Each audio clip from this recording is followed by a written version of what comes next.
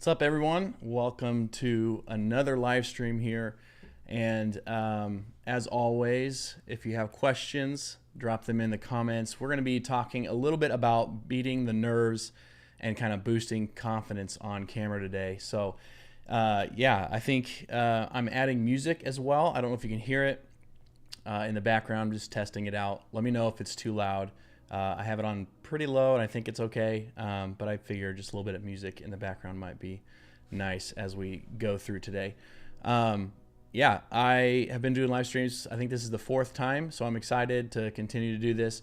This is just a time for us to chat and for you guys to ask questions on pretty much anything when it comes to recording videos, upload, editing, you know, all the stuff. I enjoy gear as well. I'm kind of a gearhead, even though for the most part, especially starting out, gear doesn't matter.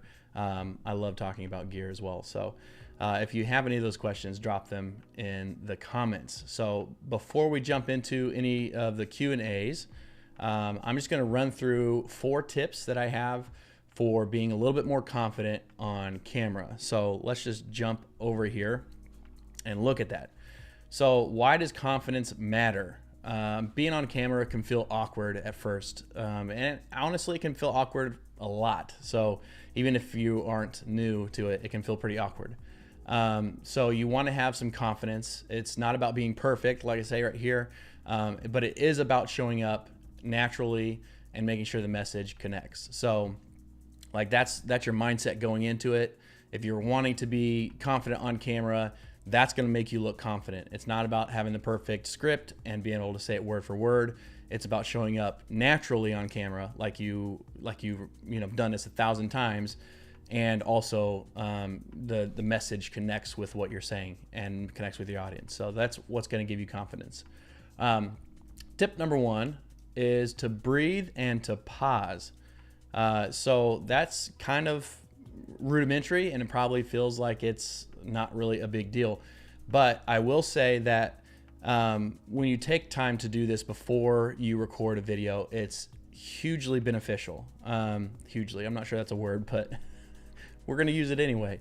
It's very beneficial because it just allows you to settle your nerves, settle down a bit, and kind of focus in on why you're making the video, right? Because that ultimately, the why you're doing this is so important to the message. So what I would say is take a deep breath before hitting record. And honestly, maybe even after hitting record. Like a lot of times I'll hit record, kind of go through what I need to do at the beginning, but just take a deep breath and relax and realize that you're talking to someone across this camera and that it's, you know, really not a huge deal to be on camera. Like it might feel like that, but it's not. And so that deep breath helps. It also, just helps to use pauses and slow down. This can happen even in the midst of your recording. So sometimes when I was first starting out, like I would get into the rhythm of like trying to get through the script as quick as possible. And then, I would just need to pause. I need to pause in between takes or pause and just kind of slow down, realize what I'm doing, and not try to rush through the thing to get it recorded, because that also can give you a sense of like not having the confidence to actually say what you need to say on the video. So slow down, use pauses. And I'll say starting out, like just a little bit about like my backstory. Like I went to college for like filmmaking and other things. So like I was filming a lot. I wasn't on camera a lot. So I had to like coach people through being on camera and learning, helping them learn how to be on camera naturally. So through that, it helped me out quite a bit to be able to do that myself. But even then, like I had to go through and like just spend the time doing it and get used to my voice and my face and everything on camera. So, that's gonna, even with a background in it, it's gonna take some time. So be patient with yourself. So the pauses feel longer to you than they do to the viewers. So this is what I'm talking about specifically. If you're kind of slowing down the way you're talking and you have more pauses in between what you're saying, those pauses are going to feel much longer to you while you're doing it than they will to the viewer. And I think in like today's world, we are all about cutting up the video so quickly to get to the next point that sometimes it's refreshing to watch a video where someone is just thinking about what they're saying. They're taking time to pause and to say the right things, and it's not all about just cutting up and getting it as, shoved down their throat as fast as possible. So just breathe, pause, slow down what you're doing, and that'll give you more confidence in what you're saying and what you're delivering on video. The second tip I have is what I call script highlights.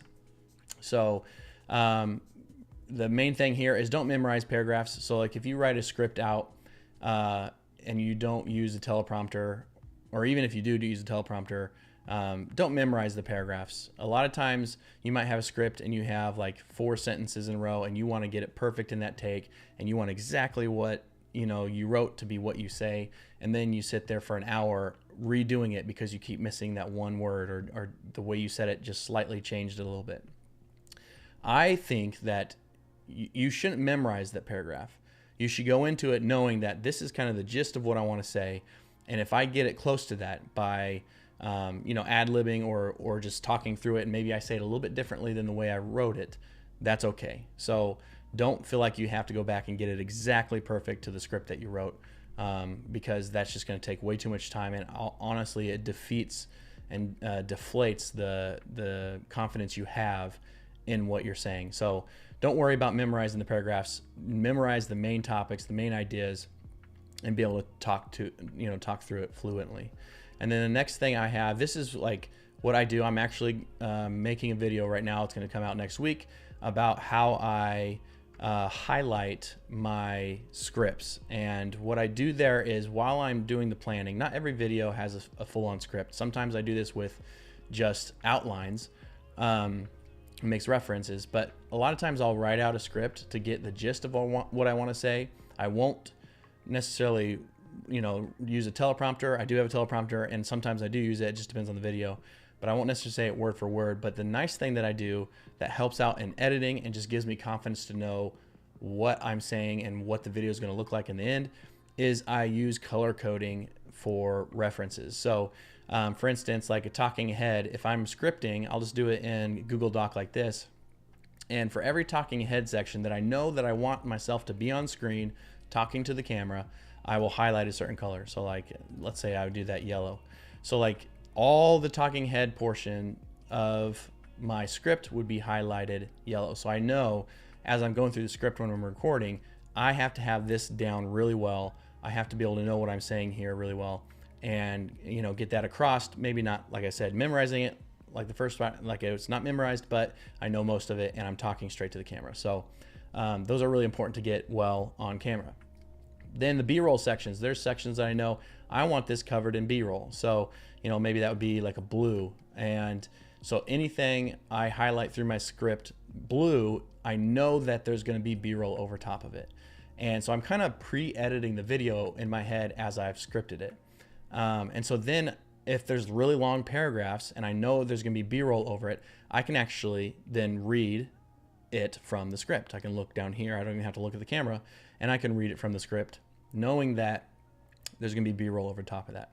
So that does kind of pigeonhole you into the commitment of that's going to have to have B-roll over it. So you have to know what you want in the B-roll before you do this, but it just helps to kind of give you the confidence to know what you're saying. And then like captions, like text on the screen, or I even do like any graphics or anything else, like you can highlight that. I guess I already used yellow.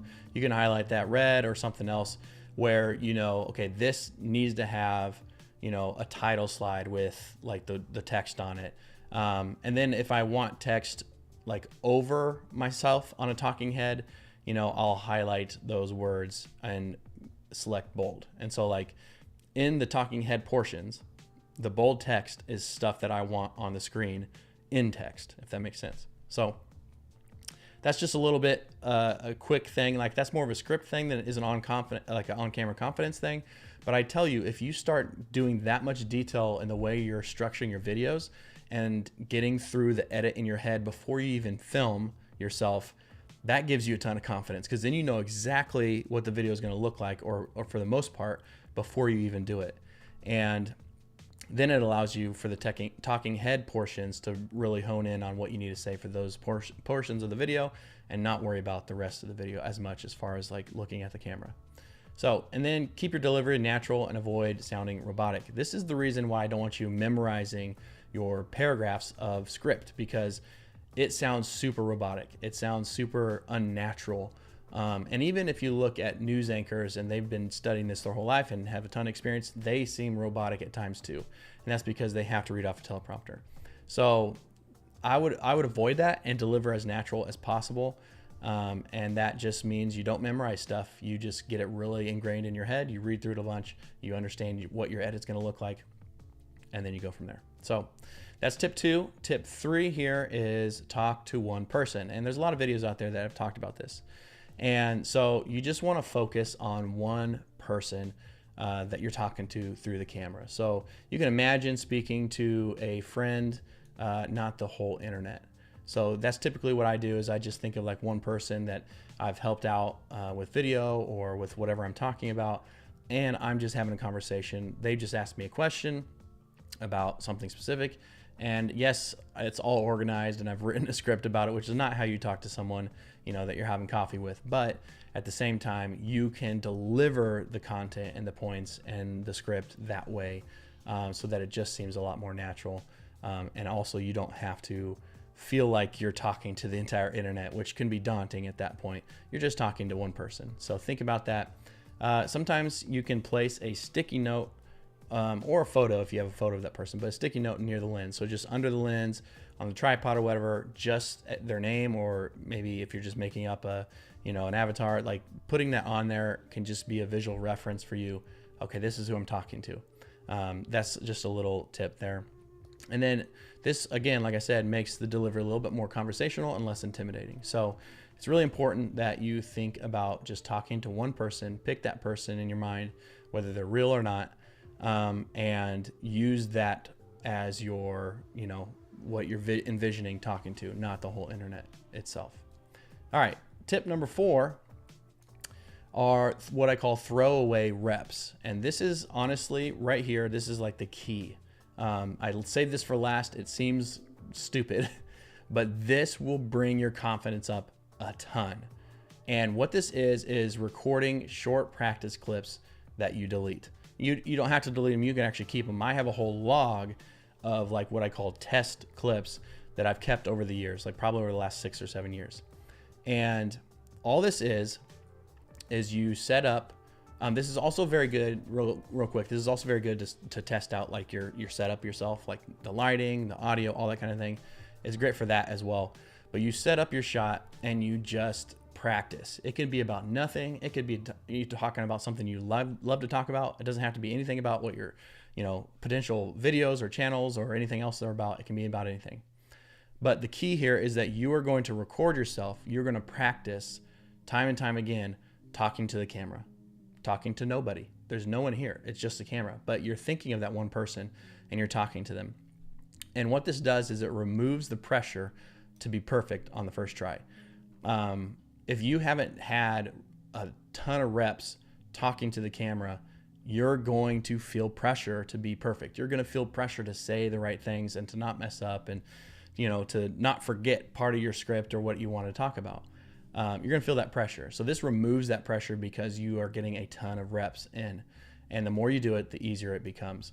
So I'll say, like, I probably have done, I don't know, 500 plus throwaway reps. Like stuff that, it wasn't like a rep but before I record. Like it wasn't like I messed up or I just recorded this before I'm recording a video. I'm talking complete, just off the cuff. I'm recording this video and it has nothing to do with anything. It's just for fun to get some reps in. I've probably had 500 or more reps that are just short, you know, minute-long clips where I'm doing this. And I can say without a doubt that has helped me get a better setup visually and technically with audio and lighting and all this stuff, but also has improved the confidence and the delivery in what I do. Just exponentially. So it's just getting reps in. And that's the same thing with growing on YouTube. If you're trying to build a YouTube channel, you know, the more reps you get in, the more consistency you get in, the better you're going to become, and the more your channel is going to grow and perform well. So that's number 4. That honestly is like the golden nugget, if you will. I think a lot of people overlook that. They just feel like, let's just hit record and upload everything. You can upload it. That's fine too. But then you're going to get frustrated because, you know, like Think Media always says, your first videos are your worst videos. Yeah, that's true. But they don't have to be terrible. They don't have to be trash, right? So if you are feeling uncomfortable posting those things, do these throwaway reps. Take time and just make these throwaway reps. Delete them if you want. Keep them if you want for reference. Whatever you want to do, but do these. And they are reps that you're doing that are not for uploading. So that's a huge thing for me. All right. So what does this all matter? Well, I talked about why you want to be confident. But everything in these live streams and in the Creator Lab community are all about challenging you to do something, not just to learn it, not just to think about it, but to do it. And so the challenge of this week, and this is the first week I'm launching Creator Lab on Monday. It will be live. The first challenge is to record a 60-second video practicing one of these 4 tips. Okay, so this can be about anything. It can be something you're going to use for your channel, something you're going to use in a project, but just practice one of these things. It can be longer than 60 seconds, but if you're just doing like a throwaway or you're just wanting to make something you're not going to upload, just do 60 seconds. Practice one of these things, at least one, maybe all of them, and share that inside the Creator Lab. So to do that, you have to sign up for it. It's in the link, free in the link description below. It's free to join. So join the Creator Lab. This is a place where we're going to challenge every week. There's gonna be challenges like this where it's just about getting better. It's just about the reps, right? We're going to keep doing reps. We're going to keep doing things to get better as we go, and we're going to learn a lot as we go. So as an aspiring creator, you know, I wanted this. I would have loved to have something like this as a community when I first started out. Even though I have a background in making videos, this I think is going to be huge to keep people moving forward and not be paralyzed in wanting your channel to grow and not knowing where to go and not knowing what to do. So make that 60-second video at least and use one of those tips at least. And then you'll share it in a Creator Lab. If you're not comfortable sharing the throwaway rep or whatever else you're making, you can at least like make a little video of your reflection and what felt different when you did it. So that's the challenge for this week. And yeah, that's pretty much it for how to feel a little bit more confident on camera. So if you have any questions, if you're watching the replay, you know, drop those in the comments below. Love to see them. Right now, I don't see any comments or questions in the comment section, so I'm just going to move on. Like there's a few things that I have written down over here where, you know, some people have asked some questions about being confident, and I kind of pulled them from other places. So the first one would be how to get comfortable on camera. And I kind of talked about that. That's what this whole thing was. Like you have to do reps. You can do it, you know, on the camera. You can do it in the mirror. I would actually record a camera and do practice reps or throwaway reps. That's how I get comfortable on camera. You just got to do it. Another question is, how do I gain confidence to post a video? So that's a little bit different because that's putting the, you know, the rep, like you've done it, you've recorded, but now you got to post it and you got to be okay with everybody looking at your video and actually seeing your video online. And so that's a little bit different to be able to post it. I think when you hit record, the first few minutes are the hardest. Getting through that whole process and then editing is a little bit more difficult. But once you're going to upload, you just have to commit to it. You have to commit to, you know, getting seen by people, random people.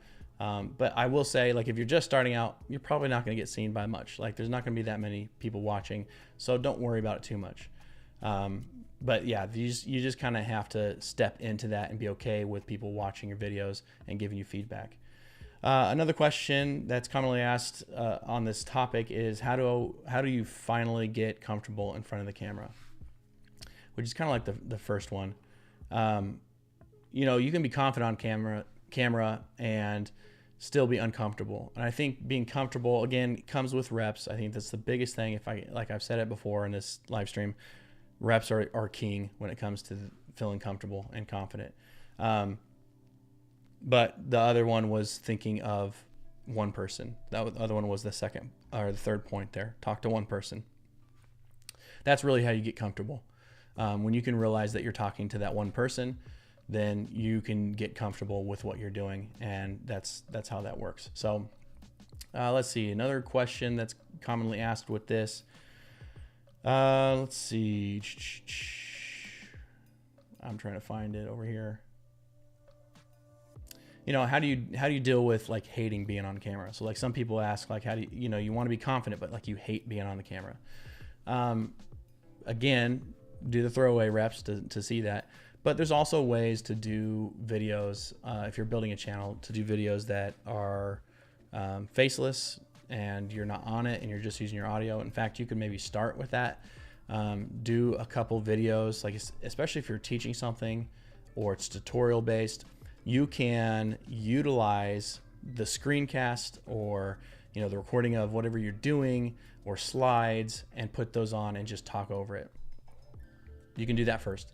I will say that the more you put your face on the screen, the more people feel engaged with what you're doing. I know that YouTube likes it when people put their face on screen. In most cases, like unless you're doing some AI, gaming channel or something else, that's different. But for a lot of the educational type of content, having your face on screen will be beneficial because people will actually relate to you, engage with you. All right, another question. Let's see. I'll take a drink here.